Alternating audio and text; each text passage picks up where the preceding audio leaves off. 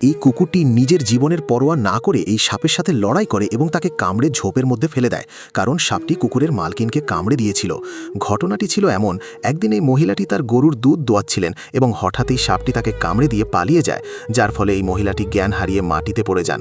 তার এই অবস্থা দেখে কুকুরটি খুব ঘাবড়ে যায়, কারণ বিষের প্রভাবে মহিলার গায়ের রং এখন নীল হতে শুরু করেছিল। তাই কুকুরটি দ্রুত সাহায্যের জন্য একটি ওষুধের দোকানে যায় এবং সেই লোকটিকে সব কথা খুলে বলে, কিন্তু তাতে কোনো লাভ হয়নি, কারণ লোকটি কুকুরটিকে লাথি মেরে তাড়িয়ে দেয়।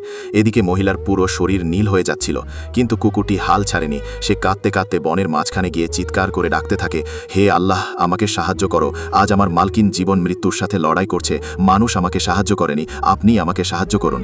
তখনই আকাশ থেকে একটি ডানাওয়ালা গরু নেমে আসে এবং কুকুরটিকে অমৃতের একটি বোতল দিয়ে যায়। কুকুরটি গরুকে ধন্যবাদ জানিয়ে দ্রুত দৌড়ে ফিরে আসে এবং তার মালকিনকে অমৃত পান করায়। এর ফলে মহিলাটি পুরোপুরি সুস্থ হয়ে ওঠেন। এরপর কুকুরটি কাঁদছে, কারণ আপনারা এখনও লাইক এবং কমেন্ট